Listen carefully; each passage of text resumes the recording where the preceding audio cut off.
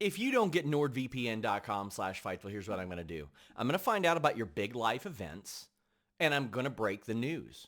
I'm going to scoop you. But if you do get nordvpn.com/Fightful, you can change your virtual location with just one click. I won't be able to do that. I mean, honestly, I'm probably not going to anyway because I'm too busy watching all the great content that I have access to thanks to nordvpn.com/Fightful. But I might threaten it for the sake of this read. And you don't want that, do you? I don't want to spend my time doing that, but you're going to force me into it. 4 months free, 30-day money-back guarantee, block online trackers, block malware, block annoying pop-up ads on all your devices. They've got 3 great tiers: Pass, a locker, a VPN. You can watch all your favorite shows abroad, get pay-per-views at a much more affordable price with nordvpn.com/Fightful. What's up, you guys? Sean Ross Sapp of Fightful here with a name you know, AEW referee Aubrey Edwards. How you doing? I'm doing great. It's early in the morning. I need probably another gallon of coffee, but I'm doing okay. I did not drink caffeine before I came out here this morning, and I regret it. But I didn't eat anything either, and I don't want to, I don't want to be sick all day. But Are you one of those people that gets hangry? Right now, yes. Because right now, yes. Because I even got they're like, here's the breakfast ticket for in the morning, and I was like, cool, I'll definitely be up early enough to use this. Nope. And I was not. Roll out of bed. Oh, Aubrey's making me meet early. I mean, I find out the hotel's connected to this building, so I'm like, no, I'm not waking up that early. Yeah. But here we are.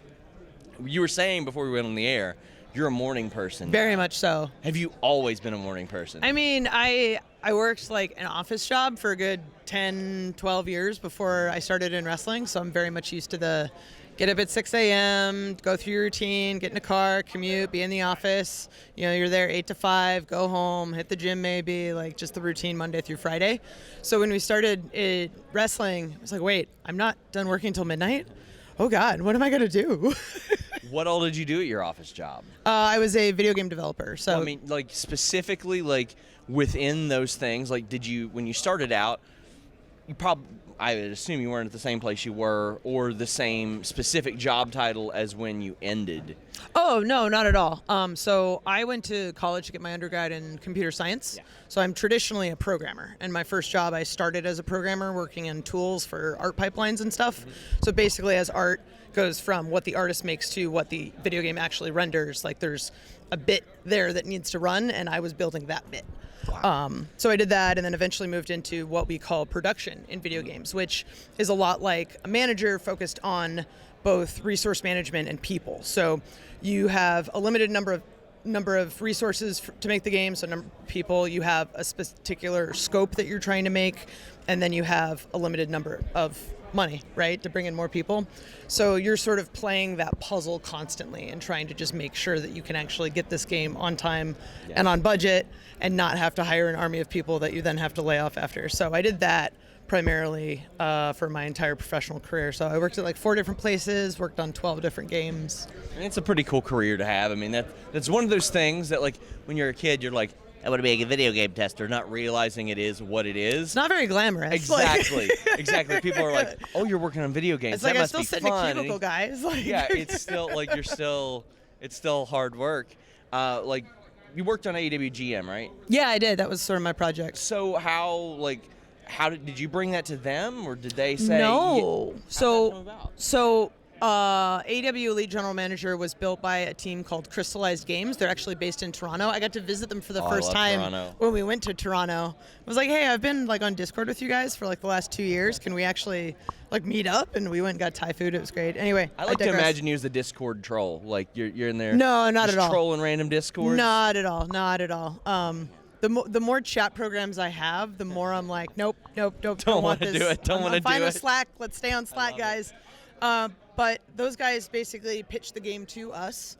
Very, very early prototype. So when you see an early prototype in a game, it's not pretty. Mm-hmm. It's just a lot of like photoshopped art. Let's just sort of get the idea across. And they pitched it to us. We negotiated a contract, and I oversaw development of that game. So I worked a lot on making sure that they were making the best decisions to hit their time and budget. So if they wanted art to go in one particular direction, I'd sort of use my experience to guide them where we needed to go. I've also worked a lot on the creative aspects, which is not something I had a lot of experience in. So when we were doing the season passes, I was the one writing all the scripts for those. And I mean, you've got that experience, that unique experience. I'm not a writer. But I mean, still, I mean, you have the unique experience of being in and around the wrestling business that I would imagine that most of those developers probably wouldn't generally have on every subject. So, I mean, that's something you could lend an awful lot to. It's nice because they had about 2 guys on the team that were big wrestling fans. So they were very like, okay, this is how this is going to go. This is how this is going to go. And then the other guys, it's always interesting to sort of introduce someone to wrestling where you're kind of showing them the ropes, so to speak. But saying like, no, we don't really do that. We do this sort of a thing. So they were all big wrestling fans by the end of the development. You went viral for your dancing background. I did. That was 22 years of my life. That surprised an awful lot of people too. So before, I mean, you were still reffing, you were doing video game developing, and you were dancing. Explain to me like how that came about, because I mean, you mentioned 22 years of your life, so you got started really early. I did. I started dancing when I was 9. Unless you're secretly 60. No, I didn't. I have no. No. I feel like you were like my secret exposed. I'm a journeyman, but like not that much of a journeyman. He figured me out. No, my God. He got the scoop. So I started dancing when I was 9, and it was funny because my sister started dancing. She always wanted to be a ballerina. Mm-hmm. And I was like, okay, well, I'll try this out. And 4 months later, she quit, and then I stuck with it. Oh, okay. So it's always fun. But I did that until I was like 30. And I had a number of personal things happening in my life at the time, and I decided it was sort of time to walk away from it. Like ballet sort of wrecks your body quite a bit. So if I'm not making enough money for it to pay the bills, because my job full-time was software development, if I'm not making enough money to pay the bills with ballet and my feet hurt all the time, how long can I actually do this, right? And truly enjoy it, because if you're not doing something and enjoying it, why are you doing it? So I decided I was going to retire, fell into a deep depression because turns out performing is a big outlet for me for expressing emotion. And I had a buddy who was working a local indie that I always went to, and he's like, have you ever thought about reffing? I'm like, why would I do that? Yeah. Like, it just seems kind of weird. But there's actually a ton of parallels to ballet. If you've ever seen like the Nutcracker, you always have someone like the Sugar Plum Fairy in the front standing there, and then you've got like a giant group of people in the back like posing and making them look nice.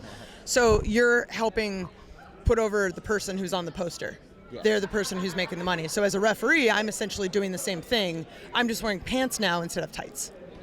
And I mean, like, you always hear, it ain't ballet about wrestling. I've known ballerinas, and they will constantly tell me about how wrecked they are from doing the work that it takes to be where they are. Yeah, I don't think my body will ever be the same. Like, it's a simple thing. Like, when I started going to the gym instead of dancing, doing a squat is difficult because my legs don't go straight, they go out. Oh, okay. So it's been interesting retraining my body in my 30s to do something completely different.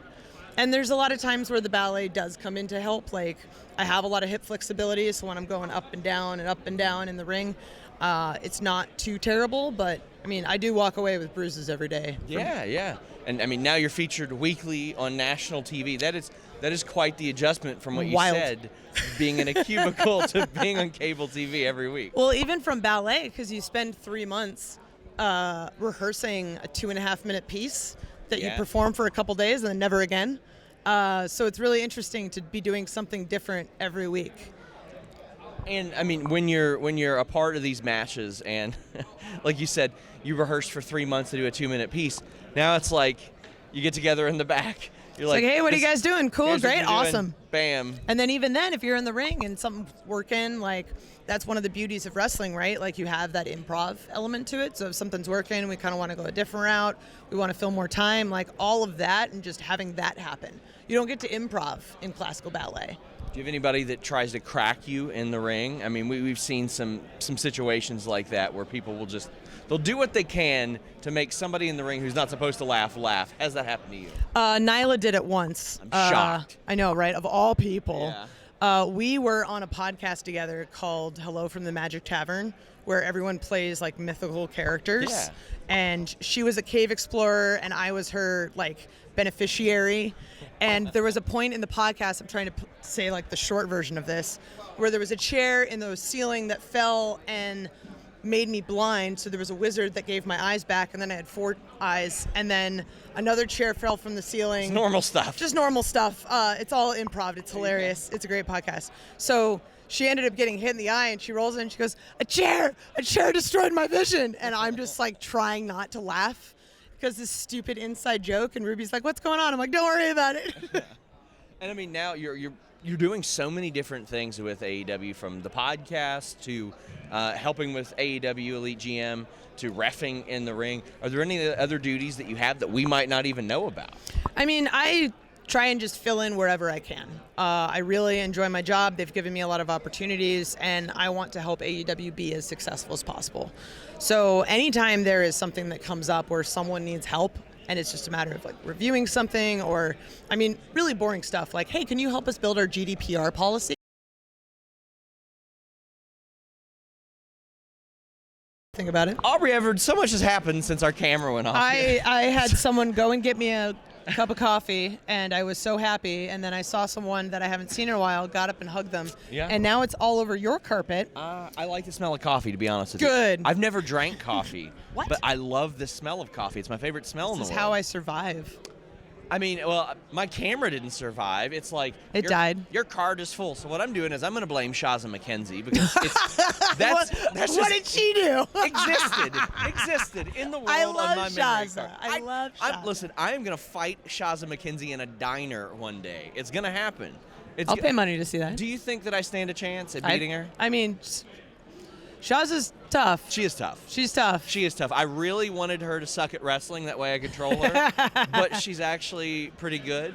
But before we abruptly went off the air, I said I wanted to do shooting softly, Yes. which is the opposite of shooting hard. I want you to say some nice things about people that I Perfect. bring up. They're probably all true. Dr. Britt Baker, DMD. She wants so much success, so much that she continues to work the dental job in addition to everything she does at AEW. And I don't think people realize how much she wants it. Like when we were in we went Bridgeport for Dynamite and then Newark for Rampage, she flew home, Yes. did dental stuff, and then flew back the next Blue morning. Frontier. Right, because that was the earliest flight and she needed to get to the dental office. So it's fascinating and so wonderful to see a strong woman in the role she is, also following her alternate passions and continuing to do it. Maxwell Jacob Friedman. I don't think there's a generational talent that is as good on the mic and additionally as good in the ring as him. Paul Turner. Paul Turner is the most giving senior referee I have ever met. Like, there's a lot of times where a cool match could come in and he could just take it because he's senior ref and he does all the assignments. But he's like, you know what? You take this one, you take this one. He makes sure we all have something cool at every show. Or if, we ended up getting a squash in this one, we'll get something awesome in the next one. Like, he is the nicest guy. The nicest guy. Keith Mitchell. Keith Mitchell. Worked in production. I really miss Keith Mitchell. He was good. He was so good and he always smiled. Even when we were like 3 a.m. in Jacksonville. Who else? Let me think. I'm looking over at him right now. Danhausen. Danhausen is hilarious and makes people laugh and brings a lot of new eyes to wrestling. He does. Like, the pandemic hurt a lot of people. I think a lot of people got to see exactly what he could do during the pandemic. I think that he made such a fantastic case for himself during the pandemic because he was like, yeah, I can wrestle just fine. Like, I'm good at wrestling, but also I can do something that nobody else can do. Mm-hmm. And it's very important. Who would you say is most instrumental in your career? In my career? Yes. Oh, boy. Who helped you the most, both inside and outside of wrestling, to get where you are? There's a lot of people, and I can't necessarily name just one because there's particular points in my career where this person helped a lot and this person helped a lot. Like early on at AEW, Cody was a big help. Yeah. In the last year, I've actually been working a lot with Marty Elias, just over text and whatnot, doing tape studies, get feedback, all that sort of stuff. So Chris Jericho, the entire time I've been at AEW, I'm so thankful for everything he's given me. There's so many people I could name who have done so many things for me that I think that would fill up the entirety of this memory card. So just Shaza, apparently, because she took up like all the memory on my card. Apparently, I had that one interview, and I was like, it must have been her big ass head. That's what it was. It had to be Shaza's big ass head. Shaza is so nice. No, I didn't say shoot softly on her. Oh. No, bury her. No, I don't do that to people. You should.